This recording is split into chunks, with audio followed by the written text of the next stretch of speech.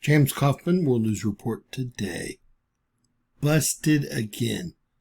Letitia James, fraudulent $200,000 mortgage in 2021 could land her in prison for 30 years. Letitia James's New York State mortgage records indicate that she committed mortgage fraud on a $200,000 mortgage credit line with Citizens Bank in 2021. This was just uncovered last week. Like all mortgages, it requires a signed note, a mortgage document, and recording with the county clerk. The mortgage document shows that James misrepresented her 5-unit apartment building as a single-family home. That's right, no longer represented as 4 units, but as a single-family home.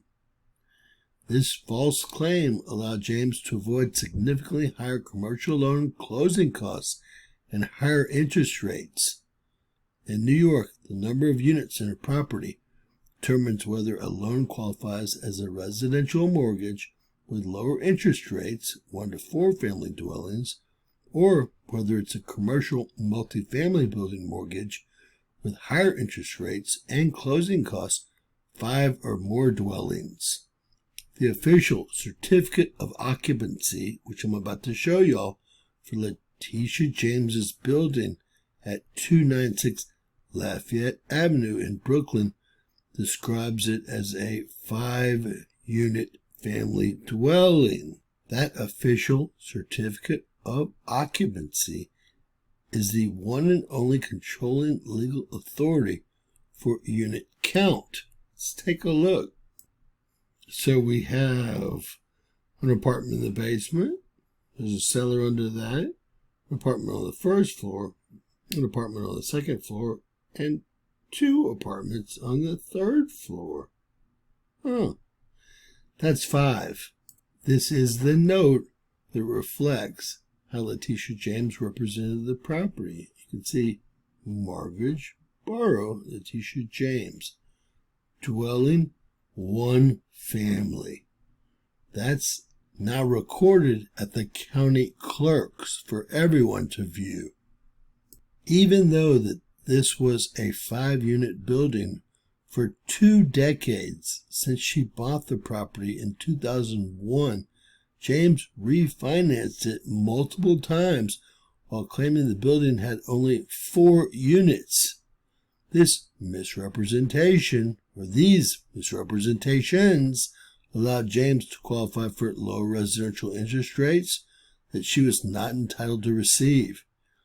Even on her most recent refinancing, August 23, 2019, in the statute of limitations, the mortgage document lists 4 units.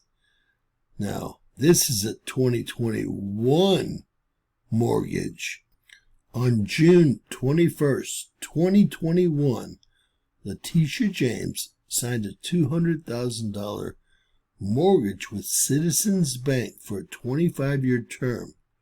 On the first page of the agreement, under property data, the property type is listed as 1 family dwelling only, as I just showed you guys. This went way beyond James's past misrepresentations, as she reduced the number to just 1. The reason for the overkill appears clear.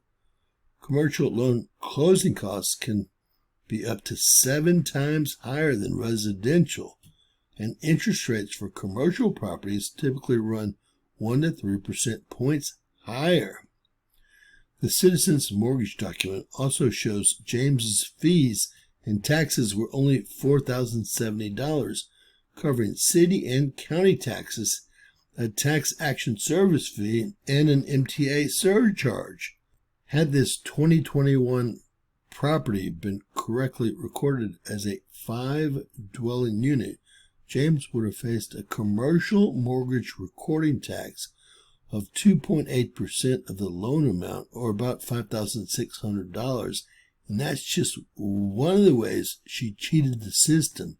In addition, she would have been required to pay for a full commercial appraisal that costs around $5,000, title insurance, a survey, commercial underwriting, an origination fee, and legal costs.